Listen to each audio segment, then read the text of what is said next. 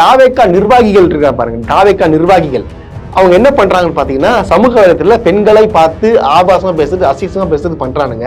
அவன் என்ன பண்ணிருக்கானா, ஒரு பெண்ணுடைய சமூக வலைதள போஸ்ட்ல போயிட்டு என்னை அசிங்கமா பேசுறாரு, ஆனா இவங்க எப்படி பெண்களுக்கு பாதுகாப்பு கொடுப்பேன்னு சொல்றாங்க, சோசியல் மீடியால இருக்கிற அனைத்துமே பொறுக்கிங்களா இருக்கிறானுங்க, பெண்களை ஆபாசமா தான் பாக்குறானுங்களே, இவங்க எப்படி பெண்களுக்கு பாதுகாப்பு கொடுப்பாங்க அப்படின்னு சொல்லிட்டு அந்த பெண்மணி கேட்கிறாங்க. விஜயகாந்த் என்ற ஒரு மனிதர் இல்லைன்னா விஜய்ன்றவரே கிடையாதுன்றது உங்களுக்கு எல்லாருக்குமே தெரியும். ஒரு பாத்தீங்கன்னா ஹாஸ்பிட்டல் இருக்கும்போது கூட ஒரு தடவை பார்க்க கூட வரல. விஜய் உச்ச நடிகர் சொல்றாரு. அவர் எப்படி உச்ச நடிகர் ஆனாரு?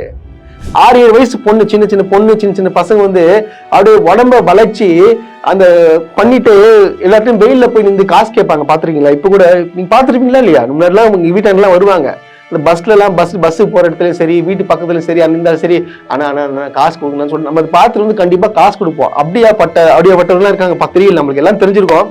அந்த குடும்பத்துல ஒரு பொண்ணு பாத்தீங்கன்னா நேற்று கோட்டு போட்டுட்டு கெத்தா மைக்ல பேசுது.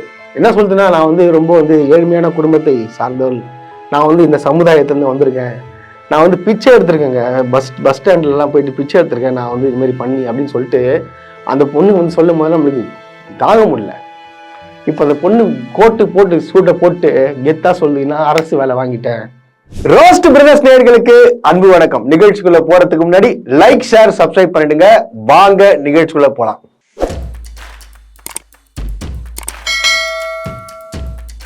அவர் வராரா? அவரு வராரா? ஓ, இவர் வராரா? இவரு வராரா?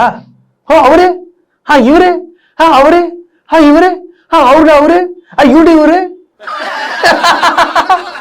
அப்படிதாங்க இன்னைக்கு தாவேக்கா பனையூர் ஆபீஸ்ல இருந்து இந்த 2 பேரும் பேசுகிறானுங்க. அவரு வராரா, இவரு வரா. கடைசியில பார்த்தா எவனுமே வரல. கடைசியில எழுவு காத்த கிளின்னு ஒண்ணு சொல்லுவாங்க பாத்தீங்களா, அந்த மாதிரிதான் ஆகி போச்சு இவங்க நிலைமை. எவனும் வரல, எந்த கட்சியும் மதிக்கல. ஏன் தெரியுமா? இவனுங்கெல்லாம் கட்சின்ற சொல்றதுக்கு அருகதை இல்லாதவனுங்க, ஒரு அரசியல் கட்சி நடத்த தெரியாத தற்கூரிகள் சொல்லிட்டு மத்த கட்சியினர் நினைச்சிட்டாங்க. விஜயால ஒன்னும் புடுங்க முடியாது அப்படின்றத எல்லாருக்கும் தெளிவாயிடுச்சு. பிகாஸ் இஸ் ஃபிட்டே கிடையாதுங்க, இஸ் ஃபிட் ஃபார் நத்திங். பாலிடிக்ஸ்ல ஒரு ஃபிட்டே இல்லாத மனுஷன் கிட்ட போயிட்டு எல்லாமே அரசியல் கட்சி தொடங்கணும்லாம் போய் விஜய் கிட்ட சேர்ந்துடும் நினைச்சுட்டு இருக்கீங்களா? இல்ல விஜய் நினைச்சுட்டு இருப்பாரா? விஜய் சொன்னாரு பாத்தீங்கன்னா, என்ன சொன்னாரு? அதாவது ஆட்சியிலும் பங்கு, அதிகாரத்திலும் பங்கு. என்னதான் நீ கூவி கூவி கூவி கூவி வித்தாலும் எவனும் வரமாட்டான். ஏன்னா you are fit for nothing to politics அப்படின்னு சொல்லிட்டு எல்லாருக்குமே தெரியும். அதனாலதான் உன்னை கை கழுவி சீப்பா அப்படின்னு சொல்லிட்டு விட்டாங்க. உங்களுடைய ரசிகர்கள் மட்டும்தான் இன்னமும் மென்டல் டேஷ் மாதிரி பணாத்தின்னு இருக்காங்க சமூக வலைத்தளத்துல. நேர்ல அதாவது கிடையாது, அதாவது என்ன சொல்லுவாங்க பார்த்தீங்கன்னா ஃபீல்டுல கிடையாது, சமூக வலைத்தளத்துல இன்னமும் கதறிட்டு இருக்கானுங்க. என்ன, நாங்க ஆட்சியை பிடிக்க போறோம், திமுகவை காலி பண்ண போறோம், கண்டம் துணமா ஆக்க போறோம், திமுகன்ற ஒரு கட்சியே கிடையாது, இந்த ரெட் அண்ட் பிளாக் ஸ்குவாடை க்ளோஸ் பண்றோம். எப்படி ரெட் அண்ட் பிளாக் ஸ்குவாடை க்ளோஸ் பண்றீங்க? இப்ப நான் சொல்றேன் கேட்டுக்கோ ராஜா. இந்த சமூக வலைத்தளத்துல கொலை மிரட்டல் விட்டுக்கின்னு ஆபாசமா பேசிக்கின்னு விஜய் தான் ஜெயிப்பாரு அப்படின்னு சொல்லி சுத்தினீங்களே, தயவு செய்து சொல்றேன், இப்பவே உங்களுக்கு சொல்றேன், உங்க அக்கௌண்ட் எல்லாம் க்ளோஸ் பண்ணிட்டு தயவு செய்து போயிடுங்க. விஜய் நம்பி போயிடாதுங்க. விஜய் 2026 அப்புறம் அண்ணா அறிவாலயம் முதலமைச்சர் மு.க. ஸ்டாலினை சந்தித்து பண்ண தப்புக்கெல்லாம் மன்னிப்பு கேட்டு திமுக இணைய போறாரு. அவருக்கு ஒரு ராஜ்யசபா சீட்டு ரெடியா இருக்கு அப்படின்றத ரோஸ்ட் பிரதர்ஸ் சார்பா எடுத்து வச்சுக்கிறேன். அதனால தயவுசெய்து தம்பிகளா, அண்ணன்களா, இதெல்லாம் வேண்டாம், விட்டுருங்க. நான் மீண்டும் சொல்றேன், fit for nothing to politics TVK அப்படின்றத தெளிவா தெரியுது. எல்லாருக்குமே தெரியும். இன்னைக்கு பார்த்தோன்னா திமுகவுடன் இணைந்தது தேமுதிக, அதாவது தேசிய முற்போக்கு திராவிட கழகம் பாத்தீங்கன்னா திமுகவுடன் இணைந்தது. அதாவது விஜய்க்கு இருந்த லாஸ்ட் இதுவும் போச்சுன்னு வச்சுங்க, அது விட்டுருங்க, அவெல்லாம் கட்சிகளை விட்டுருங்க. என்னன்னு பாத்தீங்கன்னா, தேசிய முற்போக்கு திராவிட முன்னேற்ற கழகம் விஜயகாந்த் அவர்களால் பாத்தீங்கன்னா தொடங்கப்பட்டது. ஆக்சுவலா பாத்தீங்கன்னா விஜயகாந்தும் கலைஞரும் எந்த அளவுக்கு ஒரு எப்படி சொல்றா, 2 பேருக்கும் ஒரு மிகப்பெரிய ஒரு பாச பிணைப்பு இருந்துச்சுன்னு சொல்லலாங்க. அரசியல் ஆசான் விஜயகாந்த் அவர்களுக்கு அரசியல் ஆசான் என்று சொல்லக்கூடியவர் தான் திராவிட முன்னேற்ற கழகத்தின் தலைவர் பார்த்தீங்கன்னா கலைஞர் அவர்கள் தான். இது எல்லாருக்குமே தெரிஞ்ச விஷயம். அவருடைய இறப்புக்கு அப்புறம் பார்த்தீங்கன்னா வர முடியாத சூழ்நிலை ஏற்பட்டுச்சு. இருந்தாலும் பார்த்தீங்கன்னா அவருடைய சமாதிக்கு போயிட்டு எப்படி அழுதாருன்றது உங்களுக்கு எல்லாருக்குமே தெரியும். அதான் மனசுல இருந்து வர்றது. கடந்த 2016 தேர்தலில் பாத்தீங்கன்னா கலைஞர் அவர்கள் வந்து விஜயகாந்த் அவர்கள் நம்பிக்கை கூப்பிட்டாரு, தம்பி வருவாரு, பழம் நழுவி பால்ல விழுவும் அப்படின்னு சொல்லிட்டு சொன்னாங்க. ஆனா வந்து சில விஷமிகளால் பாத்தீங்கன்னா அந்த தேமுதிக கட்சி பாத்தீங்கன்னா திருப்பி வந்து இன்னொரு கூட்டத்தில் சேர்ந்து எதுவுமே ஜெயிக்காம போச்சுன்றது எல்லாருமே சொல்லலாம். இப்போ வந்து எதுக்காக அவங்க சேர்ந்திருக்காங்கன்னு பாத்தீங்கன்னா அவங்க தொண்டர்களும் மாவட்ட செயலாளர்களும் வந்து சொல்லியிருக்கிறாங்க, இந்த மாதிரி அவங்க பொதுச்செயலாளர்கிட்ட இந்த மாதிரி வந்து அம்மா தயவுசெய்து வந்து இந்த வாட்டி நம்ம திமுக கூட சேரணும், நம்ம கட்சி வந்து கண்டிப்பா வந்து அடுத்த ஸ்டெப்புக்கு போனோம்னா இப்போதைக்கு அரசு நல்லா செயல்பட்டு வருது, நம்ம வந்து திமுக கூட சேர்ந்தாகணும், மற்ற கட்சிகள் சேர்ந்தா நம்ம வந்து கண்டிப்பா வந்து இருக்க மாட்டோம்ன்றது அவங்களுக்கே தெரியும். இது வந்து ஊரறிஞ்ச உண்மை. சோ வந்து அவங்க வந்து இப்ப திமுக வந்து இணைஞ்சிருக்கிறாங்க. சோ அவங்க வந்து அவங்க தொண்டர்களும் சரி ரொம்ப ரொம்ப வந்து சந்தோஷமா இருக்கிறாங்கன்னு சொல்லலாம். ஏன் நம்மளும் சந்தோஷமா இருக்கோம். விஜயகாந்தை பிடிக்காதவங்க யார் இருக்காங்க? நான் கேட்கிறேன். என்னதான் வந்து ஒரு அரசியல் எதிரியாக இருந்தாலும் விஜயகாந்தை பிடிக்காதவங்க யாருன்னா இருப்பாங்களா? நான் கேட்கிறேன். திமுக கேட்கிறேன். ஒரு நல்ல மனிதர், கோவம் தான் அவருக்கு வந்து மைனஸ். பட் ஆனா எதுக்கு கோவம்னு பார்த்தீங்கன்னா அன்பு இருக்கிற இடத்துல கோவம்னு சொல்லுவாங்க. என்னதான் கோவப்பட்டு யாரை திட்டினாலும் சரி உடனடியாக கூப்பிட்டு அரவணைத்து அவரை வயிறார பசியார அனுப்புவர் தான் விஜயகாந்த். அப்படி ஒரு நல்லெண்ணம் கொண்டவர். அது பார்த்தீங்கன்னா வந்து ஃபீல்ட்ல மக்களோட மக்களா வந்து பணி செஞ்சு முதல் தேர்தலிலே வெற்றி பெற்றவர் தான் விஜயகாந்த் அவர்கள். விஜயகாந்த் சினிமாவில் நடித்த உடனே பார்த்தீங்கன்னா அவர் வந்து உடனடியாக வந்து அரசியலில் வந்து இப்படிலாம் கிடையாது. அவரு சமூக சேவகர்னு சொல்லலாம். மக்களோட மக்களா வந்து கலந்து இருந்தவருங்க. அவரு மக்கள் பணி செய்தவர். பல 10 வருடங்களுக்கு மேலாக வந்து பணிகள்லாம் செஞ்சு அதுக்கப்புறம் தான் வந்து பார்த்தீங்கன்னா ஒரு அரசியலுக்குள்ளே வராரு. ஆனா சில தற்கூரிங்கெல்லாம் வந்து உடனே வந்து அதாவது அந்த தற்கூரிகிராம் விஜயகாந்த் என்ற ஒரு மனிதர் இல்லைன்னா விஜய் என்றவரே கிடையாதுன்றது உங்களுக்கு எல்லாருக்குமே தெரியும். ஆனா ஒரு நன்றி கெட்ட மனிதர். அவர் பார்த்தோன்னா ஹாஸ்பிட்டல் இருக்கும்போது கூட ஒரு தடவை பார்க்க கூட வரல, இறந்த பிறப்பு மட்டும்தான் வந்து பார்த்திருக்காரு. இது வரைக்கும் எந்த குரு பூஜையிலும் கலந்துக்காம அவங்களோட பொதுச் செயலர் புஷியானந்த விட்டு அனுப்பிச்சு பார்த்து வர சொல்லுவார் தான் இவரு. ஆனா முதலமைச்சர், துணை முதலமைச்சர் எல்லாமே வந்து பார்த்துட்டு இருக்காங்க. இதுதான் ஒரு மரியாதை. விஜய் வந்து உச்ச நடிகர் சொல்றாரு. அவர் எப்படி உச்ச நடிகர் ஆனாரு? விஜயகாந்த் இல்லைன்னா ஆயிருக்க முடியுமா? அதை நினைக்கணும். அதாவது துரோகங்கள், அதாவது பல இடத்துல வந்து துரோகங்கள் செய்தால்தான் இந்த மாதிரி நிலைமைக்கு தள்ளப்படுவார். பாத்தீங்க, அரசியல் அனாதைன்னா இப்ப யார் தெரியுமா? விஜய் தான் அரசியல் அனாதை. விஜய், இது உண்மை, இது நடந்திருக்கு. சோ என்ன சொல்ல வரேன்னா, இப்போதைக்கு மக்கள் வந்து தெளிவா இருக்கிறாங்க. எல்லா கட்சிகளும் ரெடியா இருக்கிறாங்க. ஏன்னா தெரிஞ்சு போச்சு இப்ப யார் வின் பண்ண போறா. திமுக தலைமையான கூட்டணியில் இருக்கிற கட்சிகள் வின் பண்ண போது எனக்கு அதே போல பாத்தீங்கன்னா ஒரு ஆசை இருக்குங்க. எனக்கு வந்து இந்த விஜய பிரபாகர் என்றவர் வந்து கண்டிப்பா வந்து இந்த வாட்டி எம்எல்ஏ ஆக்கணுங்க. ஏன்னா எம்எல்ஏ அவர் ஆகணும்ன்றது வந்து எனக்கு ஆசை. ஏன்னா போன வாட்டி பாத்தீங்கன்னா ஒரு ஒழுங்க அந்த பையன் வந்து ரொம்ப கஷ்டப்பட்டு ஒர்க் பண்ணா போல, இருந்தாலும் வந்து தோற்கடிக்கப்பட்டார். எனக்கு தெரிஞ்சு இந்த தடவை வந்து அவருக்கு வந்து விருதுநகர்ல சீட்டு கிடைச்சு அந்த தொகுதியிலேயே அவர் வந்து எம்எல்ஏ ஆனாருன்னா நான் ரொம்ப ரொம்ப வந்து சந்தோஷப்படுவேன். முடிஞ்சா அவருக்கும் வேலை செய்யறதுக்கு நாங்க போனாலும் போவோம். இது உண்மை. ஏன்னா என்ன சொல்றது, விஜயகாந்த் என்ற ஒரு நல்ல மனிதருக்காக நாங்க இறங்கி வேலை செய்ய கூட வந்து தயாரா இருக்குன்றத வந்து இது வாயிலா வந்து நான் சொல்லிக்க விரும்புறேன். அது போல பார்த்தோம்னா நேற்றைக்கு ஒரு தற்கூரி வந்து தாக்கப்பட்டார். அதாவது சாதாரண தாக்குதல் இல்ல, கொடூர தாக்குதல். அதாவது கொள்கை பரப்பு பொதுச் செயலாளர், உங்களுக்கு எல்லாருக்கும் தெரியும். அதாவது கொள்கை பரப்பு தாவேகாவின் கொள்கை பரப்பு பொதுச் செயலராகிய அருண்ராஜ் ஐஆர்எஸ் உங்களுக்கு தெரியல. அவர் 18 ஒரு இன்டர்வியூல மாட்டிக்கிறாரு. புதிய தலைமுறையில போய் இன்டர்வியூல மாட்டிக்கிறாரு. ஒரு நெறியாளர், அதாவது பெண் நெறியாளர் வந்து சும்மா கோவப்படாம சிரிக்காம சும்மா சைலண்டா சும்மா கிழிச்சிட்டாங்க. ஃபர்ஸ்ட் அந்த நெறியாளருக்கு மிகப்பெரிய ஒரு பாராட்டுகளை வந்து நான் தெரிவிச்சுக்கிறேன். அது என்னன்னு பாத்தீங்கன்னா, அவங்க சூப்பரா கேட்கறாங்க கேள்வி. சார் நீங்க வந்து பொதுச் செயலாளராக இருக்கீங்க, அதாவது கொள்கை பரப்பு செயலராக இருக்கீங்க, தயவு செய்து உங்களுடைய 5 கொள்கைகளை வந்து 5 கொள்கைகளை வந்து எடுத்து லைனா சொல்லுங்க பார்க்கலாம் அப்படின்னு சொல்றாங்க. உடனே இவர் என்ன பண்றாரு பாத்தீங்கன்னா திமுகவோட கொள்கையை சொல்றாப்புல. என்ன சொல்றாரு? சமூக நீதி, இருமொழி கொள்கை, பெண் விடுதலை அப்படின்னு சொல்றாப்புல. உடனடியா வந்து அவங்க நிறைய கேட்கறாங்க, சரி இதெல்லாம் சொன்னீங்க கரெக்டு, இந்த என்னமோ சொன்னீங்களே இந்த சமூக நீதி அப்புறம் வந்து இருமொழி கொள்கை அப்படின்னு சொன்னீங்களே, இந்த இருமொழி கொள்கைக்காக வந்து விஜய் வந்து எந்த போராடி இருக்காரா, இல்ல வந்து எந்தெந்த விஷயத்துலலாம் வந்து ஒரு குரல் கொடுத்திருக்காரு அப்படின்றத கொஞ்சம் பட்டியலிடுங்க அப்படின்னு சொல்றாங்க. உடனே அவர் என்ன சொல்றாரு, ஐயோ இல்லைங்க, அதாவது இந்த மாதிரி நீங்க குரல் கொடுக்கல, அது என்ன பண்றது, குரல் கொடுப்போம். எப்போ கொடுப்போம், அதாவது அரசியல், அதாவது இப்போ தேர்தல் அறிக்கைலாம் வருது பாத்தீங்களா, அப்போ வந்து கண்டிப்பா கொடுப்போம் அப்படின்னு சொல்லிட்டு இந்த தற்கொலை சொல்லுது. அப்போ தெரிஞ்சுக்கோங்க, ஒரு நடிகனை வச்சுட்டு இவங்க படுற பாடு பாருங்க. ஏன்னா இவங்களுக்கு எதுவுமே தெரியாது, விஜய்க்கும் ஒண்ணும் தெரியாது. கேட்ட கேள்விக்கு பதில் சொல்லாம இஷ்டத்துக்கு பேசிட்டு அப்புறம் என்ன சொல்ற அருண்ராஜ், இந்த மாதிரி பாத்தீங்கன்னா திமுக சமூக நீதியோட பயணிக்குது. அவங்க கேக்குறான், நான் திமுக பத்தி கேட்கலங்க. இல்ல திமுக வந்து சமூக நீதியோட, இல்ல நான் திமுக பத்தி கேட்கல, நீங்க திமுக பத்தி நான் கேட்கல, அது பதில் சொல்லுங்க ஒண்ணு. அதுதான் நான் சொல்றேன். அது வந்து என்னன்னா, கட்சியினுடைய தலையாய கொள்கைகள் 5 கொள்கைகள் நீங்க எனக்கு வரிசைப்படுத்துங்களேன், திமுக எதிர்ப்பு அப்படின்றத தாண்டி. தமிழக வெற்றி கழகத்தின் முதல் மாநாடே பார்த்தீங்கன்னா கொள்கை திருவிழாவாக தான் தலைவர் அவர்கள் அறிவித்து அந்த மாநாடு மிக வெற்றிகரமாக நடைபெற்றது. உங்களுக்கு எல்லாத்துக்குமே தெரியும்.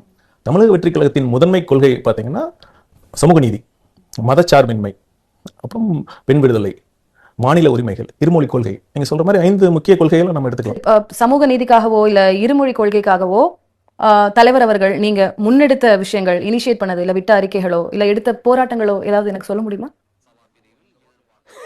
உள்ள இடிக்குதேன்னு வெளியில எடுத்தையா, நீ பயப்படாத, சொல்லு, மேல சொல்லு. இப்ப பாத்தீங்கன்னா சமூக நீதி பேசுற திமுகவோட ஒரு தலையாய கொள்கையா சமூக நீதி தான் சொல்றாங்க. சமூக நீதி ஆக்சுவலா திமுகவில் என்ன நடக்குது? இப்ப பாத்தீங்கன்னா வேங்கை வயல் நடந்தது, முதலமைச்சர் அங்க போனாரா? இருக்கக்கூடிய விமர்சனங்கள் இருக்கட்டும், எனக்கு அது பிரச்சனை இல்ல. தமிழக வெற்றி கழகம் என்ன initiation? Maybe this is a chance to tell the audience. டெஃபினட்டா பாத்தீங்கன்னா எங்க கட்சியில சமூக நீதி நாங்க முதல்ல கொண்டு வந்திருக்கோம். அனைத்து தரப்பட்ட இப்ப சாதாரண மக்கள் இருக்காங்கல்ல, எங்க மாவட்ட செயலாளர் யாருன்னு சொல்லுங்க, சாதாரண ஆட்டோ ஓட்டுநரா இருக்கட்டும், ஒரு மாற்றுத்திறனாளியா இருக்கட்டும், இத்தனை சமூகத்துல வந்து ஒரு விளிம்பு நிலையில இருக்கிறவங்க எல்லாம் ஒரு எம்பவர் பண்ணிருக்காரு. எங்க கட்சியில அப்படி யாரும் இல்லையா? யாரு இருக்காங்க சொல்லுங்க. இல்ல மாற்றுத்திறனாளிகள் இல்லையா? திமுக இல்லையா? அதிமுக இல்லையா? நீங்க நான் உண்மை நான் சொல்றது உங்களுக்கு புரியாது, அப்ப புரியுற மாதிரி சொல்றேன். சரி, இப்ப இருமொழி கொள்கை அது உங்களுடைய முக்கியமான கொள்கையை சொல்லியிருக்கீங்க. தமிழ்நாட்டுல மும்மொழி கொள்கை கொண்டு வரதுக்காக இப்ப நியூ எஜுகேஷன் பாலிசி இருக்கு. தொடர்ந்து ஆளக்கூடிய அரசாங்கம் அதற்கு எதிர்ப்பு தெரிவிக்கிறாங்க. What is the take of TVK? தாவிகாவோட நிலைப்பாடு என்ன? அது குறித்து விஜய் எவ்வளவு இடங்கள்ல பேசியிருக்காரு? இந்த மூஞ்சா பார்த்தா அப்படியே தெரியுது உங்களுக்கு. நீங்க பொறுத்திருந்து பாருங்க. எங்க தேர்தல் அறிக்கையில இருமொழி கொள்கை பத்தி நாங்க வந்து தலைவர் அவர்கள் என்ன பிளான் வச்சிருக்காரு அப்படிங்கிறது தெளிவா தெரியும். பொறுத்திருந்து என்ன சார், நோட்டிபிகேஷன் வர வரைக்குமா? ஏன் அதுல என்ன இருக்கு? பதிலும் தெரியல, ஒன்னும் தெரியல. கடைசியில கேக்குறாங்க, சரி ஏன் ஒரு ஜனநாயகன் படத்துக்கு ஏன் குரல் கொடுக்கலன்னு சொல்லிட்டு கேக்குறாங்க. இது விட்டுருங்க, இது அவங்களே எடுத்துட்டாங்க. இதுகிட்ட இருந்து சரியான பதில் வராது. இதுக்கு எல்லாம் திமுக தான் குறை சொல்லணும். ஆனா அடுத்த கேள்விக்கு வந்துட்டாங்க. சரி, ஜனநாயகன் படம் வந்து ஏன் வந்து ரிலீஸ் ஆகல, அதுக்காக வந்து ஏன் விஜய் வந்து குரல் கொடுக்கல அப்படின்னு சொல்லிட்டு கேட்டதுக்கு, அதாவது பாத்தீங்கன்னா ஏன் ஜனநாயகன் படத்துக்கு ஏன் குரல் கொடுக்கலன்னா, இப்போ வந்து விஜய் அவர்கள் வந்து எதுக்காவது குரல் கொடுத்திருக்காரா? அதுல ஜனநாயகன் படத்துக்கு மட்டும் குரல் கொடுத்தா நீங்க என்ன சொல்லுவீங்க? பாத்தே ஒரு படத்துக்கு மட்டும் குரல் கொடுக்குறாரு, இதுதான் குரல் கொடுன்னு சொல்லுவீங்க. அப்படின்னு சொல்லிட்டு இவரு சொல்லிட்டாப்புல எதுக்கும் குரல் கொடுக்கல, ஆனா ஜனநாயகன் படத்துக்கு மட்டும் ஏன் குரல் கொடுத்தா நீங்க வந்து விமர்சனம் பண்ணீங்க சொல்லிட்டு யார் சொல்ல? நான் சொல்லல, அவரே சொல்லிட்டாப்புல. ஏன் வந்து மத்திய அரசினுடைய படத்தை தடுக்குது, இல்ல என்ன நெருக்கடி கொடுக்குறாங்க, மத்திய அரசு இதுக்கு சதி செய்கிறது, அந்த மாதிரி எந்த ஒரு விமர்சனமுமே வைக்கல. நல்ல கேள்வி. நீங்க சொன்னீங்களா சிலத்துக்கும் பிக் அண்ட் சூஸா பண்றான்னு சொல்றீங்களா? மற்ற பிரச்சனைக்கு, மக்கள் பிரச்சனைக்கு பேசல, அவரோட சொந்த படத்துக்கு மட்டும் பேசுறான்னு சொல்லிருப்பீங்களா இல்லையா? எவ்வளவு பிரச்சனை இருக்கு அதுக்கெல்லாம் பேசல ஒரு விமர்சனம் வச்சிருப்பீங்க. அவரு சொந்த பிரச்சனைக்கு கூட அவர் பேசல. ஏன்னா அது மத்திய அரசோட, அதனாலயா? சோத்திரை அடி வாங்கியாச்சு, சேத்திரை அடி வாங்கியாச்சு. அதாவது உண்மையை வளர்த்தார். அதாவது இந்த அம்மா வந்து கேட்கிற கேள்வி அந்த மாதிரி ஒரு கேள்வி, கேட்ட கேள்வியை பார்த்து உண்மையை வளர்த்தாப்புல. இதுதான் உண்மை. ஏன்னா விஜய் வந்து ஒரு ஃபிட் ஃபார் நத்திங் சொல்லிட்டு அவங்க நிர்வாகிகளே தெரியும். ஏன்டா இந்த மாதிரி சோம்பேறியாகிறான் இந்த ஆளு, ஒண்ணுத்துக்கும் வர மாட்டான், ஒண்ணுத்தும் பண்ண மாட்டான், இஷ்டத்துக்கு வாய் கீழே பேசிட்டு இருக்கான் நம்ம கிட்ட. மேடையில போன திமுக பத்தி பேசுறேன், ஆனா அதுக்கு செயல்பாடு ஒண்ணுமே இல்லையே, வாய் மட்டும்தான் பேசுது, மத்தெல்லாம் ஒண்ணும் வேலை செய்யலையே அப்படின்னு சொல்லிட்டு எல்லாமே இவங்க மனசுக்குள்ள நினைச்சுக்கிறாங்க. இதுதான் உண்மை. அதாவது இவங்க தலைவனுக்கும் ஒண்ணும் தெரியாது, இவங்க பொதுச் செயலருக்கும் ஒண்ணும் தெரியாது, இந்த மாதிரி இவங்க தலைமையில இருக்காங்க பாரு அவனுக்கும் ஒண்ணும் தெரியாது. ஏன்னா அனைவருமே தற்குறிகள் என்று அன்போடு அழைக்கப்படுகிறார்கள் என்றது உண்மை. பெண்களுக்கு பாதுகாப்பு கொடுப்போம். பெண்கள் வந்து ரொம்ப வந்து இதுவா இருக்கிறாங்க. நிறைய பெண்கள்லாம் வந்து கண்டிப்பா வந்து இந்த வீடியோவை, இந்த பர்டிகுலர் காணொலியை பாத்தீங்கன்னா எல்லா பெண்களும் கண்டிப்பாக வந்து பார்க்கணும். தயவு செய்து பார்க்காம விட்டுறாதீங்க. ஏன்னா உங்களுடைய தாவேக்கா நிர்வாகிகள் இருக்கா பாருங்க, தாவேக்கா நிர்வாகிகள் அவங்க என்ன பண்றாங்கன்னு பாத்தீங்கன்னா சமூக வலைத்தளத்துல பெண்களை பார்த்து ஆபாசமா பேசுறது, அசிங்கமா பேசுறது பண்றானுங்க. இந்த பாதுகாப்பு கொடுக்கக்கூடியவர்கள் தான், அதாவது இவன் தாவேக கட்சி சார்ந்தவன் தான். அவன் என்ன பண்ணிருக்கானா, ஒரு பெண்ணுடைய சமூக வலைத்தள போஸ்ட்ல போயிட்டு என்ன போட்டிருக்கான்னு நீங்க பாருங்க. அந்த பெண் வந்து தெளிவா சொல்லிட்டாங்க, இந்த பாருங்க இவ்வளவு ஒரு ஆபாசம் மெசேஜ் அனுப்புறாரு. இந்த மாதிரி யாருமே எந்த கட்சி நிர்வாகிகளும் இந்த மாதிரி பேசுனது இல்ல. அதாவது அந்த கட்சி கொடியை போட்டுட்டு அத ப்ரொஃபைல் பிக்சர்ல எல்லாமே விஜய் போட்டோ, போஸ்டிங் வாங்குறது எல்லாமே போட்டு வச்சுட்டு இருக்காரு. அடையாள அட்டை முதல் கொண்டு எல்லாமே இருக்கு. இப்படி வைத்துக்கொண்டு என்னை வந்து அசிங்கமா பேசுறாரு. ஆனா வந்து இவங்க எப்படி வந்து பெண்களுக்கு பாதுகாப்பு கொடுப்பேன்னு சொல்றாங்க. சோசியல் மீடியால இருக்கிற அனைத்துமே பொறுக்கிங்களா இருக்கிறானுங்க. பெண்களை வந்து ஆபாசமா தான் வந்து பாக்குறானுங்களே, இவங்க எப்படி பெண்களுக்கு பாதுகாப்பு கொடுப்பாங்க அப்படின்னு சொல்லிட்டு அந்த பெண்மணி கேட்கிறாங்க. கட்டளை கேள்வி தானே. இந்த மாதிரியான பேட் கமெண்ட்ஸ், பாடி ஷேமிங் கமெண்ட்ஸ்லாம் நான் டெய்லி ஃபேஸ் பண்ணிட்டு தான் இருக்கேன். பர்டிகுலராக இந்த கமெண்ட்டுக்கு நான் ஏன் ரியாக்ட் பண்ணுறேன்னா, இந்த கமெண்ட் பண்ண பர்சனோட ப்ரொஃபைல்குள்ளார போய் பார்த்தா அந்த கட்சியில் அவங்க உறுப்பினராக இருக்கிறதுக்கான அடையாளத்தை அண்ட் அந்த கட்சிக்கு சப்போர்ட் பண்ண நிறையா வீடியோஸ்லாம் போஸ்ட் பண்ணியிருக்காங்க. இப்படி பப்ளிக்காக எல்லாத்தையும் போஸ்ட் பண்ணிட்டு அந்த ஐடியிலேருந்து ஒரு பொண்ணோட போஸ்ட்டுக்கு கீழே வந்து இந்த மாதிரி அசிங்கமாக கமெண்ட் பண்ணால் யார் என்ன பண்ணிடுவா அப்படிங்கிற தைரியத்தில் தானே இப்படி பண்ணுறாங்க, இவ்வளோ அசிங்கமாக பண்ணுறாங்க. இதெல்லாம் நான் ஸ்க்ரீன் ரெக்கார்ட் பண்ணி அவங்களுக்கே அனுப்பணுன்னே அக்கா அக்கா அக்கா அப்படின்னு அப்படி பேசுகிறாங்க. இதெல்லாம் தெரியலையா? கமெண்ட் பண்ணுறதுக்கு முன்னாடி இது ஒரு அக்கா அப்படின்றது தெரியலையா? திரும்ப போய் நான் அந்த ப்ரொஃபைலை பார்க்குறேன், எல்லாமே இன்விசிபிள் ஆகிடுச்சு. இப்படி கமெண்ட் பண்ணுறதுனால என்ன சுகம் கிடைக்குது? என்ன சுகத்தை நீங்கள் கண்டுட்டீங்கன்னு எனக்கு சத்தியமாக புரியவே இல்லைங்க. சரியான கேள்வி தானே, உண்மையான கேள்வி தானே. ஏமா தாய் குளங்களா எங்கம்மா இருக்கிறீங்க, போயிட்டு கத்துறீங்களே அங்கங்க போயிட்டு, எங்களுக்கு தாவக கட்சிகள்லாம் வந்து அரவணைப்பா பாத்துக்கிறாங்க, அன்பா பாத்துக்கிறாங்கன்றீங்களே, இப்படிதான் பார்த்துட்டு இருக்காங்க உங்களை. அதை ஃபர்ஸ்ட் நீங்க தெரிஞ்சுக்கோங்க. இன்னமும் வந்து விஜயை நம்பி, விஜய் நம்பினா ஒண்ணுத்துக்கு வரமாட்டா போல, வீட்டுக்குள்ள பூந்து தூங்கதான் செய்வாரு. நான் தயவு செய்து சொல்றேன், மீண்டும் மீண்டும் சொல்றேன், கொஞ்சம் சிந்திங்க. இத்தனை நாளா விஜய் தான் உங்க வீட்டுக்கு எல்லாம் பண்ணாரா? தமிழ்நாடு வளர்ச்சி காரணம் விஜயா? விஜய் என்ன புடுங்கினார் அப்படின்னு சொல்லிட்டு எனக்கு கொஞ்சம் பட்டியலிட்டு சொல்லுங்க, நான் பதில் சொல்றேன். திமுக என்ன பண்ணுச்சு அப்படின்னு சொல்லிட்டு கேட்ட நிறைய நண்பர்களுக்கு தான் வந்து இந்த முக்கிய பதிவு. அதாவது நேற்று சின்ன ஒரு நிகழ்வு தான், நான் சொல்றேன் கேளுங்க. சின்ன நிகழ்வு, ஆனா இம்பாக்ட் அதிகம். நான் வந்து நிறைய விஷயங்கள் வந்து யோசிக்க ஆரம்பிச்சேன்.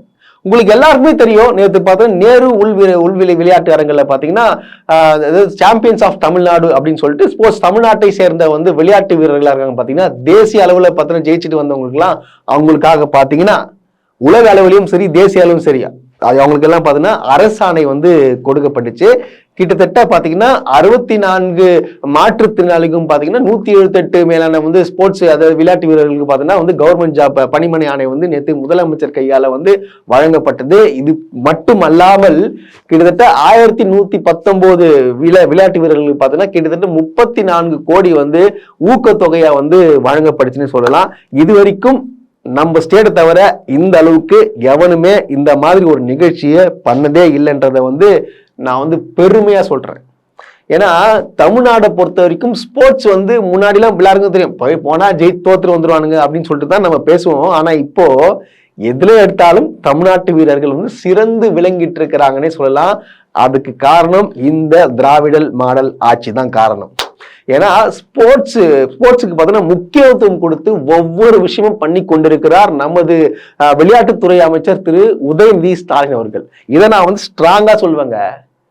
அதாவது ஒவ்வொரு விஷயமும் பார்த்து பண்ணிட்டு இருக்காரு. இப்போ தமிழ்நாட்டுல உங்களுக்கு போன ஆட்சியெல்லாம் உங்களுக்கு தெரியுமா, எப்பயாச்சும் நம்ம ஆளுங்க போய் ஜெயிச்சுட்டு வந்துட்டாங்க, அதை பண்ணிட்டாங்க இதை பண்ணிட்டான்னு சொல்லிட்டு கேள்விப்பட்டிருக்கீங்களா?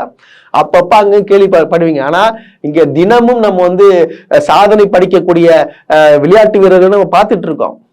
அது காரணம் யாரு? அரசு வந்து ஊக்குவிக்குது. அதாவது நிறைய பேர் வந்து திறமையா இருப்பான், ஏன்னா வளர முடியாம இருப்பான், ஏன்னா அவங்களுக்கு பினான்சியலா பாதிக்கப்பட்டிருப்பாங்க. அவங்களெல்லாம் யாருன்னு தேடி கண்டுபிடிச்சு அவங்கள ஊக்குவிச்சு ஒவ்வொரு விஷயமும் பண்ணிட்டு இருக்கிறது திராவிடல் மாடல் ஆட்சிங்க. இது உண்மை. நேற்று நடந்த நிகழ்வை பத்தி நான் சொல்றேன். இல்ல நான் இப்ப பேசும்போது பார்த்தீங்கன்னா நம்மளுக்கு வந்து ஒரு மாதிரி ஃபீல் ஆகுதுங்க. நம்ம வந்து எல்லாருக்கும் வீட்டுக்கு வெளில வந்து நம்ம பார்ப்போம். அப்பெல்லாம் முன்னாடி பார்த்தீங்கன்னா மோளை அடிச்சுட்டு வருவாங்க, அந்த கயிறு மேல நடந்து வருவாங்க, பார்த்துருக்கீங்களா? மோடி வித்தன்னு சொல்லுவாங்க, அது பேரு. மோடி காட்டுவாங்க. அப்புறம் பார்த்தீங்கன்னா ஒரு பையன் அப்படி இருப்பான், சின்ன பொண்ணு இப்படி இருக்கும், அப்படி பூந்து காலில் பூந்து வருவாங்க. நீங்க பார்த்துருக்கீங்களா? சின்ன ஒரு பொண்ணுங்க, 6-7 வயசு பொண்ணு, சின்ன பொண்ணு, சின்ன பசங்க வந்து அப்படியே உடம்ப வளைச்சி அந்த பண்ணிட்டு எல்லாத்தையும் வெயில்ல போய் நின்று காசு கேட்பாங்க. பார்த்துருக்கீங்களா? இப்போ கூட நீங்க பார்த்துருப்பீங்களா இல்லையா? முன்னாடிலாம் உங்க வீட்டாங்கலாம் வருவாங்க, இந்த பஸ்ஸு போகிற இடத்துலையும் சரி, வீட்டு பக்கத்துலையும் சரி, அந்த இருந்தாலும் சரி, ஆனால் காசு கொடுக்கணும்னு சொல்லி நம்ம அதை பார்த்துட்டு வந்து கண்டிப்பாக காசு கொடுப்போம். அப்படியாப்பட்டவங்களாம் இருக்காங்க, பத்திரிகையில் நம்மளுக்கு எல்லாம் தெரிஞ்சிருக்கோம். அந்த குடும்பத்தை வந்து ஒரு பொண்ணு பார்த்தீங்கன்னா நேற்று வந்து கோட்டு போட்டுட்டு கெத்தா மைக்கில் பேசுது. என்ன சொல்றதுன்னா, நான் வந்து ரொம்ப வந்து ஏழ்மையான குடும்பத்தை சார்ந்தவள், நான் வந்து இந்த சமுதாயத்திலேருந்து வந்திருக்கேன், நான் வந்து பிச்சை எடுத்திருக்கேங்க, பஸ் ஸ்டாண்ட்லலாம் போயிட்டு பிச்சை எடுத்திருக்கேன், நான் வந்து இது மாதிரி பண்ணி அப்படின்னு சொல்லிட்டு அந்த பொண்ணு வந்து சொல்லும் போது நம்மளுக்கு தாங்க முடியல. இப்போ அந்த பொண்ணு கோட்டு போட்டு சூட்டை போட்டு கெத்தா சொல்லுதுன்னா, அரசு வேலை வாங்கிட்டேன், எனக்கு உதவியானா வந்து ஊக்கத்தொகைலாம் கொடுத்து நான் இந்த அளவுக்கு முன்னேறிக்கிறேன், நான் நல்லா படிச்சிருக்கேன், நிறைய பேருக்கு நான் வந்து கண்டிப்பாக வந்து சொல்லி கொடுப்பேன், நான் வந்து ஒரு ஸ்போர்ட்ஸ் டீச்சராக வருவேன், இன்டர்நேஷ்னல் லெவலில் போவேன் அப்படின்னு சொல்லிட்டு பார்க்கும் போதெல்லாம் நான் என்னத்த சொல்கிறேன்னு தெரில எனக்கு. அது போக பார்த்தீங்கன்னா அந்த பொண்ணு சொல்லுது, இந்த மாதிரி நான் முதல் தடவையாக வந்து ஒரு ஜிம்னாஸ்டிக்கில் வந்து நான் என்னை கவர்மெண்ட் ஸ்கூலில் படிச்சுட்டு வரும்போது என்னை ஊக்குவிச்சு கொண்டு வந்தாங்க. அதுக்கப்புறம் உதயநிதி சார் பார்த்து ஹெல்ப் பண்ணார். அதுக்கப்புறம் பார்த்தீங்கன்னா ஒரு நிகழ்ச்சி இருந்துச்சு, அந்த நிகழ்ச்சி வரத்துக்காக வந்து எனக்கு முதல் தடவையாக வந்து எங்கள் வீட்டிலேருந்து கார் அமிச்சாங்க. அந்த காரில் ஏறி வரும்போது எங்கள் அப்பா அம்மாலாம் பார்த்து என் பொண்ணு காரில் போகுது, அது கொஞ்சம் சிந்திங்க அது எப்படி இருந்திருக்கும்னு சொல்லிட்டு அதுதான் இதாங்க பண்ணிச்சு. என்னோட தொழில் என்னன்னா, பஸ் ஸ்டாண்ட்ல, தெருவுல, கயிறுல, இப்ப சார் சொன்ன மாதிரி கயிறுல நடக்கிறோம், அந்த மாதிரி பஸ் ஸ்டாண்ட்ல வந்து ட்ரம்ஸ் அடிச்சுட்டு ஆடிட்டு இருப்பாங்க, காசு கேட்கறது அந்த மாதிரிலாம் இருக்கும். அந்த மாதிரிலாம் நிறைய இடத்துல நான் போய் காசு கேட்டு நின்றுருக்கேன். நிறைய பேர் அந்த பொண்ணை வந்துட்டு வேற மாதிரி பார்த்து, எப்படி சொல்றதுன்னா, நான் வந்துட்டு பஸ் ஸ்டாண்ட்ல போய் காசு கேட்டிருக்கேன், எனக்கு வந்துட்டு பசிக்குது, எனக்கு காசு வேணும் அப்படின்ட்டு போய் கையேந்தி நின்றுருக்கேன்.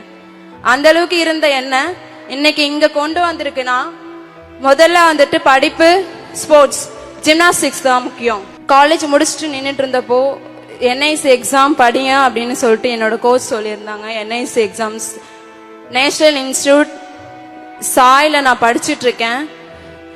என்ட்ரன்ஸ் எக்ஸாம் வைப்பாங்க, அதுக்கு என்ட்ரன்ஸ் எக்ஸாம் எழுதி நான் பாஸ் பண்ணிட்டேன். பாஸ் பண்ணதுக்கு அப்புறம் அங்க ஃபீஸ் 2,25,000 என்னை கட்ட சொன்னாங்க. என்னால கட்ட முடியல, என்னால போக முடியாது. எங்க அம்மா மட்டும்தான் கூலி வேலைக்கு போவாங்க, அப்பா வேலைக்கு போக மாட்டாங்க.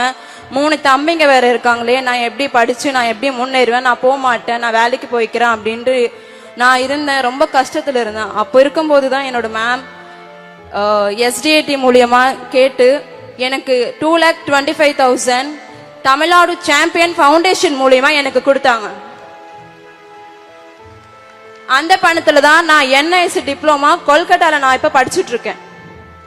நான் இப்ப கொல்கட்டால போய் நான் சொன்னேன், இந்த மாதிரி தமிழ்நாடு சாம்பியன் ஃபவுண்டேஷன்ல வந்துட்டு எனக்கு ஸ்பான்சர்ஸ் பண்ணி தமிழ்நாடு கவர்மெண்ட் எனக்கு கொடுத்துருக்கு. CM சார் மூலியமா அந்த ஸ்கீம் கொண்டு வரலன்னா நான் அந்த அளவுக்கு இருந்திருக்க மாட்டேன். உதயண்ணாவும் ஹெல்ப் பண்ணாம இருந்திருந்தா அவ்வளவுதான், நான் என்னோட லைஃப் திசை மாதிரி போய் வேற இடத்துல நின்றுப்பேன். அது போக பார்த்தா நேற்று நடந்த நிகழ்வுக்கு பார்த்தா இந்த பொண்ணு வந்து ஏதோ கொல்கட்டால ஏதோ வந்து படிச்சுட்டு இருக்கு போல. இந்த பொண்ணு ஆக்சுவலா வந்து மேற்கொண்டு படிச்சிருக்குது. இதுக்கு இந்த படிப்பு காரணமும் தமிழ்நாடு கவர்மெண்ட் தான். அந்த பொண்ணு சொல்லுது பாருங்க, நான் அங்கேருந்து இந்த நிகழ்ச்சிக்கு நான் வரணும், என்னால் இப்போ உடனே வர முடியாது, என்ன பண்ணுறது, ஏன்னா பஸ் ட்ரெயின்லாம் வரணும், லேட் ஆகுமே, என்ன பண்ணுறதுன்னு கேட்டதுக்கு இந்த விஷயம் போயிட்டு உதவி சார் காதில் போய் விழுந்திருக்கு. அவர் என்ன பண்ணியிருக்காரு, உடனடியாக ஒரு ஃப்ளைட் புக் பண்ணி நீ கண்டிப்பாக நீ வந்தாகணுமான்னு சொல்லியிருக்காங்க. அந்த பொண்ணு ஃப்ளைட்லேருந்து வந்து சொல்லுது, நான் காரில் போனதும் வந்து இவரால் தான், நான் ஃப்ளைட்டில் வந்து இவரால் தான், நான் ஃப்ளைட்டில் நான் இருக்கேனா, நான் எப்படி ரோட்டில் வந்து பிச்சை தந்தவ, நான் இப்படி நான் வளர்ந்துருக்கிறேனே அப்படின்னு சொல்லிட்டு சொல்லும் போதெல்லாம் இதை விட திமுக என்னங்க பண்ணணும். ஃபர்ஸ்ட் டைம் நான் உதயண்ணா மீட்டிங்ல இதே மாதிரி ப்ரோக்ராம் போகும்போது ஃபர்ஸ்ட் டைம் நான் கார்ல போனேன். அப்போ ஒரு சந்தோஷம் இருந்துச்சு. அது மட்டும் இல்லாம இப்போ நான் செகண்ட் டைம் இந்த ப்ரோக்ராம் வரும்போது கொல்கட்டா நான் படிச்சுட்டு இருக்கும்போது சார் கால் பண்ணி நீங்க வந்து ப்ரோக்ராம் அட்டன் பண்ணணும் அப்படின்னு சொன்ன உடனே, மேம் என்னால் வர முடியாது, ட்ரெயின் அப்படின்னு எப்படி வரணும் அப்படின்னு சொன்ன உடனே ஃப்ளைட் புக் பண்ணி ஃபர்ஸ்ட் டைம் நான் ஃப்ளைட்ல வரும்போது எனக்கு எவ்வளோ சந்தோஷமா இருந்துச்சுன்னு என்னால் எக்ஸ்பெக்ட் பண்ணவே முடியல. அது ரொம்ப வேற மாதிரி சந்தோஷத்தை கொடுத்துச்சு. ஃபர்ஸ்ட் டைம் ஃப்ளைட்ல வந்தேன், ஃபர்ஸ்ட் டைம் கார்ல என்னை ஏத்திட்டு கூட்டிட்டு போனாங்க. என் வீட்டில் அப்பா அம்மா எல்லாருமே பார்த்தாங்க. நான் கார்ல ஏறும்போது அவங்க எவ்வளோ சந்தோஷப்பட்டாங்கன்னு மேமுக்கு தெரியும். இதை விட திமுக என்ன பண்ணணும் சொல்லுங்க? சொல்றீங்களா எதோ பண்ணிச்சு, நீ தான் பண்ண கிழிச்சிங்கன்றீங்களே, இதை விட திமுக என்ன பண்ணணும்? இது திமுக தான் பண்ணுச்சு. அதே போல அந்த பொண்ணு சொல்லுது, எனக்கு அடுத்த வாட்டி நீங்க தான் ஜெயிப்பீங்க, நீங்க ஜெயிச்ச உடனே எனக்கு உதயநிதி ஸ்டாலின் தான் ஒரு ஸ்போர்ட்ஸ் மினிஸ்டரா வரணும் அப்படின்னு சொல்லிட்டு சிஎம் கிட்ட வந்து கோரிக்கை வைக்குது. இந்த மனுஷன் சைலண்டா உட்காந்து சிரிச்சுட்டு இருக்காப்புல. நெக்ஸ்ட் டைம் இப்போ எலெக்ஷன் வரப்போகுது சார். எலெக்ஷன்ல நீங்க கண்டிப்பா நெக்ஸ்ட் டைம் நீங்க தான் வருவீங்க சார். நீங்க வந்ததுக்கு அப்புறம் ஸ்போர்ட்ஸ் மினிஸ்டர் உதயண்ணா மட்டும் தான் இருக்கணும். நான் உங்ககிட்ட ஒரு கோரிக்கை வச்சுக்கிறேன் சார். இப்பயே சொல்லுவான் இது நிறைய பேர், இதெல்லாம் செட்டிங்டா டே, உங்களுக்கெல்லாம் வந்து பழி சுமறுறது, கிண்டல் பண்றது, கேலி பண்றது மட்டும்தான் தெரியும். அந்த பொண்ணு எந்த அளவுக்கு மனசுல உள்வாங்கி பேசணும்னு தெரியாது. அந்த வீடியோ நீங்க பாருங்க, அங்க கீழே உட்கார்ந்து இருக்கிற எல்லா சக விளையாட்டு வீரர்களும் கண்ணீர் விட்டு அழுவாங்க. இதுதான் நாங்க எதுக்காக வந்து திமுக முட்டு கொடுக்குறோம் சொல்றீங்களா, இதுக்காக தான் முட்டு கொடுப்போம், கடைசி வரைக்கும் முட்டு கொடுப்போங்க. இது போக இன்னொரு சம்பவம் சொல்றேன் கேளுங்க. இதை ரொம்ப நெகிழ்விச்ச சம்பவம். இன்னொரு பொண்ணு வந்து மேல வருது. அவங்க என்ன சொல்றாங்கன்னு பாத்தீங்கன்னா, எனக்கு வந்து ஃபர்ஸ்ட் எடுத்த உடனே என்ன கேக்குறாங்கன்னா, உதயநிதி சார், உதயநிதி அண்ணா என்ன ஞாபகம் இருக்கானே, இருக்குமா அப்படின்னு சொல்லிட்டு யோசிக்கிறாப்புல. நான் இப்போ உயிரோட இருக்கிறது காரணம்னா அதுக்கு நீங்க தானா அப்படின்னு சொல்லுது. அதாவது பாத்தீங்கன்னா அந்த பொண்ணு வந்து ஏதோ வந்து ஸ்போர்ட்ஸ் இது ப்ராக்டிஸ் பண்ணிட்டு இருக்கும்போது பார்த்தீங்கன்னா திடீர்னு சடனா வந்து ஒரு பிரெயின் அட்டாக் வந்து கீழே வந்துருது. உடனடியா வந்து அந்த பொண்ணுக்கு வந்து பாத்தீங்கன்னா உடனடியா ஹாஸ்பிட்டல் சேர்த்தவங்க உடனே ஆப்ரேஷன் பண்ணி ஆகணும். இது வந்து ஸ்போர்ட்ஸ் தமிழ்நாடு டீம் மூலியமா போனதால பார்த்தீங்கன்னா இது வந்து ஸ்போர்ட்ஸ் மினிஸ்டர் காதுல உங்களால அவர் என்ன பண்ணிருக்காருன்னா உடனடியே அந்த பொண்ணை வந்து சேர்க்கணும் அப்படின்னு சொல்லிட்டு அப்போலோல உடனே சேர்த்து அந்த பொண்ணு அக்கௌண்ட்ல 4 lakhs போட்டு ட்ரீட்மெண்ட் கொடுத்து இந்த பொண்ணு வந்து பாத்தீங்கன்னா இப்போ இன்டர்நேஷனல் லெவல்ல ஜெயிச்சு இங்க வந்து நின்று, அண்ணா நான் வாங்கிட்டேண்ணா, ஜெயிச்சிட்டேண்ணா, நீங்க தான் என்னை காப்பாத்துறீங்கண்ணா அப்படின்னு சொல்லிட்டு அந்த பொண்ணு சொல்லுதுங்க. இதை விட என்னங்க வேணும் சார்? ஆக்சுவலி நீங்கள் எனக்கு என் உயிரையே திருப்பி தந்திருக்கீங்க சார். லாஸ்ட் மே மந்த் வந்து 23rd நினைக்கிறேன். அன்னைக்கு வந்து ட்ரைனிங் பண்ணிருக்கும் போது சடனாக நான் மயக்கம் போட்டு விழுந்துட்டேன். ஸோ அங்கே பக்கத்தில் இருக்க ஹாஸ்பிட்டலில் என்னை அட்மிட் பண்ணி கேட்டிருந்தாங்க. அப்போ வந்து எனக்கு பிரெயின் ஹெமரேஜ் அப்படி சொன்னாங்க. ஸோ அன்னைக்கே உடனே வந்து எஸ்டிடி ஆஃபீஸ்லேருந்து உங்களுக்கு இன்ஃபார்ம் பண்ணி என்னை அன்னைக்கே ஷிஃப்ட் பண்ணி இன்னைக்கு நைட்டாக என்னை ஷிஃப்ட் பண்ணி அப்போலோவில் அட்மிட் பண்ணி அன்னைக்கே வந்து எனக்கு 4 lakhs வந்து என் அக்கௌண்ட்டில் வந்து கிரெடிட் பண்ணியிருந்தாங்க. நான் எந்த ஒரு தடையும் இல்லாமல் டேரெக்டாக போய் ஹாஸ்பிட்டலில் நான் போய் அட்மிட் ஆகிருந்தேன்.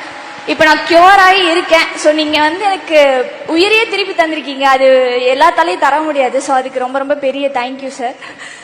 இதோட என்ன வேணும் இன்னொன்னு சொல்றேன் கேளுங்க. ஒரு பொண்ணோட அம்மா வந்து நின்று பேசுறாங்க. ஐயா வணக்கம் ஐயா, 2 மகள்களுக்கு ஒரு தாயா இன்னும் உயிரோட நின்று உங்க முன்னாடி நான் பேசுறேன். இதுக்கு நீங்க போட்ட உயிர் பிச்சைதான் அப்படின்னு சொல்லுது. உடனே அப்பெல்லாம் சொல்லக்கூடாதுன்னு சொல்லிட்டு அவர் சொல்றாரு. அது சொல்லுது, ஐயா ஒன்னும் இல்லையா, இந்த மாதிரி வந்து நீங்க என் பொண்ணு வந்து ஜெயிச்சிச்சு, என் பொண்ணு ஜெயிச்சதுக்காக வந்து ஊக்கத்தொகை உடனடியா கொடுத்தீங்க 5 லட்ச ரூபாய். அந்த 5 லட்ச ரூபாயில வந்து 4 லட்ச ரூபாய் வந்து செலவு பண்ணி எனக்கு அந்த கேன்சர் வந்து போக்கி நான் உங்க முன்னாடி நின்று நான் பேசுறேன் அப்படின்னு சொல்லிட்டு பேசுறாங்க. எல்லாரும் வந்து கண் கலக்கிட்டாங்க. இதெல்லாம் பார்க்கும்போது நமக்கெல்லாம் வந்து ரொம்ப நெகிழ வைக்க சம்பவமா இருக்குங்க. இப்போ 2 குழந்தைக்கு அம்மாவா நான் இந்த இடத்துல உயிரோட நிற்கிறதுக்கு முக்கிய காரணமே நீங்க கொடுத்த உயரிய ஊக்கத்தொகைதான 5 லட்ச ரூபாயில தான் சார் நான் உயிரோட நிற்கிறேன். ஏன் அப்படின்னா எனக்கு இடையில கேன்சர் வந்துருச்சு சார். ஸோ கேன்சருக்கு நான் ட்ரீட்மெண்ட் எடுக்கிறதுக்கு 3.5 லட்ச ரூபாய் வரைக்கும் செலவாகும்னு சொன்னாங்க. எனக்கு 2 பெண் குழந்தைங்க படிச்சுக்கிட்டு வேறு இருந்தாங்க. என் வீட்டுக்கார் பெயிண்டிங் வேலை, வீடெல்லாம் பெயிண்ட் பண்ணுற வேலை தான் பார்த்துட்ருக்காங்க. ஸோ அப்படி இருக்கனால எங்களால் அவ்வளோ செலவு பண்ண முடியாது. என்ன பண்ணலாம், என்ன பண்ண முடியும் நம்மளால் அப்படி யோசிச்சுட்டு நிற்கிற அந்த நேரத்தில் தான் நீங்கள் உயரிய ஊக்கத்தொகை என் பொண்ணுக்கு 5 லட்ச ரூபாய் கொடுத்தீங்க. அந்த காசை வச்சு எனக்கு நான் ட்ரீட்மெண்ட் பண்ண போய் இன்றைக்கி நான் 2 குழந்தைங்களுக்கு அம்மாவா இந்த இடத்துல உயிரோடு நிற்கிறேன். அதுக்கு உங்களுக்கு ரொம்ப ரொம்ப ரொம்ப நன்றியை சொல்லிக்கிறேன் சார். இந்த உதவி என்றைக்குமே மறக்க மாட்டேன் சார். நான் கேட்குறேன், யாராச்சும் திராணி உங்களுக்கு திமுக விட நல்ல சாதனை படுத்த அரசு எந்த ஸ்டேட்ல இருக்குன்னு சொல்றீங்களே, இந்த மாதிரி ஒரு நிகழ்வுகளை இந்த அளவுக்கு ஒரு மாணவர்களை வந்து ஸ்போர்ட்ஸ்ல இந்த அளவுக்கு டெவலப்மெண்ட் பண்ணிக்கிற ஒரே ஒரு ஸ்டேட்டை நீங்க காட்டுங்க, தயவு செய்து கொஞ்சம் காட்டுங்களேன். இந்த அளவுக்கு தேடி கண்டுபிடிச்சி, இந்த அளவுக்கு ஒரு பிரம்மாண்ட நிகழ்ச்சி நடத்தி, இந்த அளவுக்கு அவங்களை மோட்டிவேட் பண்ணி இங்க நின்று பேச வைக்கிறாங்க பாத்தீங்களா. இந்த மாதிரி எதனா ஒரு ஸ்டேட்ல ஒன்று காட்டுங்க. நான் ஒத்துக்கிறேன் திமுக ஒன்றும் பண்ணல, ஒத்துக்கிறேன். ஏன்னா காட்டுங்களேன். நீங்க மீண்டும் சொல்றேன், திமுகவை அழிக்கிறதுக்கு எவனாலும் முடியாது. திமுகவால தான் நாம தமிழ்நாடு முன்னேறி கொண்டிருக்கிறதுன்றத தயவு செய்து புரிஞ்சுக்கோங்க. இந்த சினிமா பார்த்து கெட்டு போற தொண்டர்களுக்கும் நான் ஒன்னே ஒன்று சொல்லிக்கிறேன். தயவு செய்து நீங்க வந்து எப்படின்னா சும்மா வந்து அவன் படத்துல நடிக்கிறான், ஹீரோ நடிக்கிறான், படத்துல பார்த்து ரசிச்சு கை தட்டலாம். தமிழ்நாடையே கொண்டு வந்து அவர்கிட்ட கொடுக்க முடியாதுப்பா, கொஞ்சம் புரிஞ்சுக்கோங்க. அவருக்கு எதுவுமே தெரியாது. இந்த மாதிரி எதனா பண்ணிருப்பாரு அவரு? இல்ல என்னங்க நான் கேட்கிறேன், அரசியலுக்கு வர அரசியலுக்கு வந்து சிஎம் ஆகணுன்றாரு. சிஎம் ஆகிறதுக்கு முன்னாடி என்ன பண்ணிருக்காரு அதை சொல்லுங்க. யாராவது சொல்லுங்க பார்க்கலாம். இல்ல பட்டியல் எடுக்க இதெல்லாம் பண்ணிடுறான்னு சொல்லிட்டு எவனுக்குமே தெரியாது. இதுதான் உண்மை. தயவு செய்து வந்து சினிமா நடிகரை நம்பி போயிடாதீங்கன்ற நான் சொல்லிக்கிறேன். அது போக பார்த்தீங்கன்னா இன்னொரு சுவாரஸ்யமான விஷயமும் அந்த மேடையில் இருந்துச்சு. அது ஒரு பையன் வந்து சொல்றாப்புல, கவி, அந்த பையன் பேர் கவின்னு நினைக்கிறேன். ஆக்சுவலா வந்து அவர் வந்து சொல்றாரு, ஐயா அந்த மாதிரி நான் உங்களுக்கு ஒரே ஒரு கோரிக்கை வைக்கிறேன். நீங்க வந்து இப்போ வந்து எங்களுக்கு எல்லாமே செஞ்சு கொடுத்துட்டீங்க, ஹாஸ்டல் ஃபெசிலிட்டிஸ் எல்லாமே, ஃபேன்ல இருந்து டிவில இருந்து எல்லாமே இருக்கியா. எனக்கு இன்னும் ஒரே ஒரு கோரிக்கை மட்டும் இருக்கு, ஏசி மட்டும் அந்த கவர்மெண்ட் ஹாஸ்டல்ல வந்து ஏசி மட்டும் நீங்க போட்டு கொடுத்து சந்தோஷமா இருக்கும் அப்படின்னு சொல்லிட்டு அவர் கேட்கிறாரு. அதுக்கும் வந்து உதயநிதி ஸ்டாலின் சிரிச்சுட்டு வேற ஏதாச்சும் உங்களுக்கு வேணுமா அப்படின்னு சொல்லிட்டு கேட்டுட்டு சொல்றாரு, கண்டிப்பா தம்பி, நான் அடுத்த ஆட்சியில நான் வந்து விளையாட்டுத்துறை அமைச்சர் ஆன உடனே முதல் கையெழுத்து நான் உங்களுக்கு ஏசி போட்டு தருவேன். ஆனா நீங்க மேற்கொண்டு அதிகமான பதக்கங்களை தமிழ்நாடு கொண்டு வரணும் அப்படின்னு சொல்லிட்டு சொல்றாப்புல. இவ்வளவு பண்ணிருக்கீங்க. ஆனா உங்ககிட்ட ஒரு ஸ்மால் ரெக்வஸ்ட் ஒன்று இருக்குண்ணா எங்களுக்கு. ஆனால் எங்கள் விளையாட்டு விடுதிகளுக்கு வந்து நீங்கள் எல்லாம் பண்ணி கொடுத்துக்கிட்டு இருக்கீங்க. அதோடு சேர்ந்து எல்லா விடுதிகளுக்கும் ஏசி போட்டு தர முடியுமாண்ணா? ஏசி போட்டு தர முடியுமா? நாங்கள் அடுத்த லெவல் இம்ப்ரூவ் ஆகிருக்கு. ஏசி வசதியா? சரி, நிச்சயம் பண்ணி கொடுக்கலாம். முதலமைச்சர்கிட்ட அனுமதி வாங்கணும், அதுக்கான ஃபண்டை ஒதுக்கணும். நிச்சயமா மீண்டும் நம்முடைய அரசு அமைஞ்ச பிறகு நான் திருப்பி எனக்கு இந்த போர்ட்ஃபோலியோ கொடுத்தாங்கன்னா, விளையாட்டுத்துறை அமைச்சராக பொறுப்பு வந்துச்சுன்னா, நான் போடுற முதல் கையெழுத்து எல்லா ஹாஸ்டல்ஸுக்கும் ஏசி வசதி பண்ணி கொடுப்பதற்கான கையெழுத்தாக நிச்சயமாக இருக்கும். எந்த ஒரு கோரிக்கையா இருந்தாலும், அதாவது விளையாட்டு வீரர்கள் இவங்கெல்லாம் சாதாரண ஆளுங்க கிடையாது, ஜெயிச்சு வந்தவங்களை இன்னும் மேற்கொண்டு உயர்த்தணும், அவங்க தேவைகளை சந்திக்கணும்ன்ற ஒரே காரணத்துக்காக அவர் கேட்டதை உடனே நான் பண்ணித்தரேன் அப்படின்னு சொல்றக்கூடியவர் தான் நம்மளுடைய மாண்புமிகு விளையாட்டுத்துறை அமைச்சர் அவர்கள். நான் மீண்டும் சொல்றேன், இந்த ரோஸ்ட் பிரஸ் திமுகவுக்கு முட்டு கொடுக்கறத பெருமைப்படுறோம், இன்னமும் முட்டு கொடுப்போம். உங்க பாஷையில எப்பவுமே திமுக ஜெயிக்கிறதுக்காக நாங்க என்ன வேணா செய்யவும் தயாராகவே இருக்கோம்.